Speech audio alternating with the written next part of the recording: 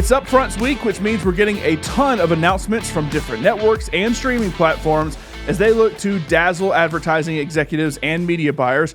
But Amazon took the Monday evening spot to share some of their latest stuff from Prime Video, and they won over the crowd with a lot of special guest appearances and announcements. So, what were the best announcements in my opinion?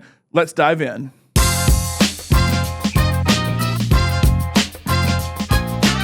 So, I like Rocky, but I don't love Rocky. I know maybe that makes me anti-American to not love Rocky, but I did really enjoy the Creed films with Michael B. Jordan. Now, we're getting a spinoff of those with the drama series Deli, which is coming to Prime Video. The exact details are still a little bit under wraps, but it was unveiled at the Upfront last night. The show is said to follow young boxers who train at the Deli Boxing Academy, which is a pivotal part of the franchise as it's where Apollo Creed was trained in the Rocky movies and eventually Adonis Creed in the new trilogy. It's now managed by Tony Little Duke Evers Jr., son of Apollo's trainer Tony Duke Evers, who is played by Wood Harris in the Creed films. They didn't announce who exactly would be a part of it, but they did announce that Michael B. Jordan would be the executive producer, while Marco Ramirez will serve as the showrunner. Ramirez is probably best known for his work on the Netflix version of Daredevil, along with The Defenders, and co-creating the new Twilight Zone with Jordan Peele. I do think the Rocky/Creed universe has more to offer, so we'll see if a series works or if it'll just get lost in the shuffle of a ton of content on Prime. Michael B. Jordan is super hot right now coming off of Sinners, and he said a couple years ago he 100% wants to do a Creed 4, but that also spinoffs are being considered. Well, here's one of them. In March of this year, he said he still wanted to make Creed 4 alongside Jonathan Majors, who starred opposite him as his main opponent in Creed 3. So we'll see what comes of this franchise, but at least we do have an announcement of some future content. Next up, the controversial game show that Prime probably spent way too much money on has been renewed for seasons 2 and 3, and that is Beast Games, the game show from YouTuber Mr. Beast. My wife and I actually watched the show, and it was fairly entertaining as it featured 1,000 contestants competing in all sorts of challenges for a chance at $5 million that actually turned out to be $10 million, all based on a coin flip. The show is basically a 10-episode version of one of his videos, but the stuff he made people do was insane, especially from a mental and emotional state. Tons of backstabbing, trying to figure out who's playing who and more, made it a fun watch, and it ended up being Prime's most watched unscripted series ever. According to Guinness World Records, it broke 44 records during the filming of the show. However, after the show finished, a whole bunch of stories came out about how poorly the show was run, and there was a class action lawsuit on behalf of 5 anonymous contestants that alleged mistreatment of the contestants, including sexual harassment, lack of medical care, inadequate food, and unpaid expenses and wages. Plus, the show kind of misrepresented how many contestants were on the show. When the show starts, there's 1,000 contestants, and it whittles down to 1. Competing for it are these 1,000 contestants! However, they apparently flew out 2,000 contestants to Las Vegas, where they had a competition in a first round. Then they cut it in half, and that was all at Allegiant Stadium, and then flew the rest to Toronto to do the actual show we saw on TV. A spokesperson for the show said that the show was hurt by the CrowdStrike incident, which, if you remember from last summer, was where a massive faulty update caused over 8 million computers to crash, along with bad weather and unexpected issues that they're launching a formal review of everything to hope that things are fixed for the future. Mr. Beast himself went on Good Morning America a few months ago and said he's personally talked to 700 to 800 contestants, which I don't really believe, and that they all want to come back. It was definitely an entertaining show, so hopefully they can fix some of these issues and improve on it for next season. I do wish there were more physical and mental challenges instead of just his typical shtick of like bribes and backstabbing, but either way, it is fun to see who works their way to the top, and I will be watching seasons 2 and 3. So streaming platforms taking over live sports is very exciting, although I know there are plenty of critics out there who don't like change.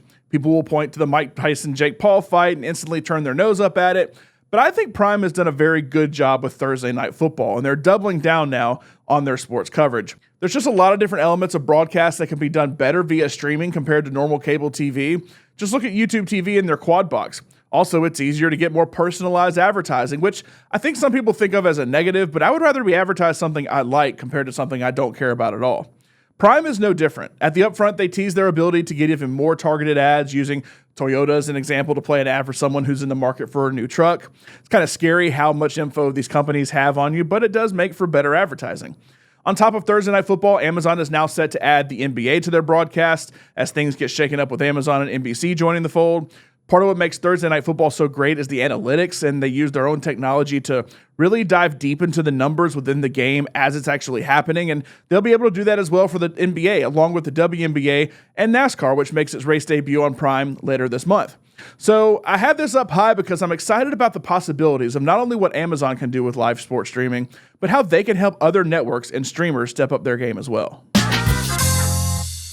So I love the Spider-Verse movies. I think they're basically perfect and have taken animation to a completely new level, the same way a company like Pixar did back in the 90s. Now we get a character from those movies in his own series with a live-action version of Spider-Man Noir in Spider-Noir. Now, that wasn't anything new for the Spider-Verse movies. There was a Spider-Man Noir comic book series that was developed back in 2009, along with a full line of Marvel Noir comics with Daredevil, Wolverine, Iron Man, X-Men, and more. This series doesn't actually have a tie-in to the Spider-Verse movies. It is actually intended to be a part of Sony's Spider-Man universe, which has been a massive failure. However, this does very much seem like it'll just be its own thing as it takes place back in the 1930s. It does feature Nicolas Cage, who portrayed Spider-Man Noir in the Spider-Verse movies, but it will be a live-action show. So one of Prime's massive wins recently was Fallout, a television adaptation of the video game series. And while it's an original story, it does follow all of the major aspects of the game, from the characters, the vaults, and everything you know and love from the series. The show was created by Jonathan Nolan and Lisa Joy, who also did Westworld on HBO, which is one of my favorite shows of all time. It stars Ella Purnell as Lucy, a vault dweller who is the lead character of the franchise, along with Aaron Moten, who plays Maximus, a squire in the Brotherhood of Steel, and Walton Goggins, who portrays a ghoul that was Hollywood actor and Vault Tech ambassador Cooper Howard before the nuclear attacks. Season 1 showed us life in the vaults with a focus on Vault 33, where Lucy lived, and then it followed her as she set out into Los Angeles to try and find her father, who was kidnapped by raiders. Along the way, she met Maximus and the Ghoul, who each have their own stories to play out. But the last thing we see is Kyle MacLachlan, who played Lucy's dad Hank, escaping to the remains of New Vegas. For those that played the games, Fallout New Vegas was a spinoff of the popular Fallout 3, and it looks like we're going to get more aspects of that story here in Season 2. So I'm super excited for Fallout this December, and they announced it's already been renewed for Season 3, so we have that to look forward to. Until December, though, there's plenty to keep me busy through the summer. Of course, a ton of blockbusters are coming out this summer, and then football season will be great as Prime continues their Thursday night coverage and the NBA picking up in October as well. So what did you see from the Amazon upfronts that looked exciting to you? My Swiftie wife is all about New Heights, the Kelsey Brothers podcast, which is owned by Amazon, and also excited for the Legally Blonde prequel as well. Let me know what you're looking forward to in the comments, and make sure to like this video and subscribe for more pop culture stuff as we have multiple upfronts this week, and I'm looking forward to hearing from Netflix with their upfront later in the month as well. So make sure to subscribe to the latest right here on the Pop Culture Life.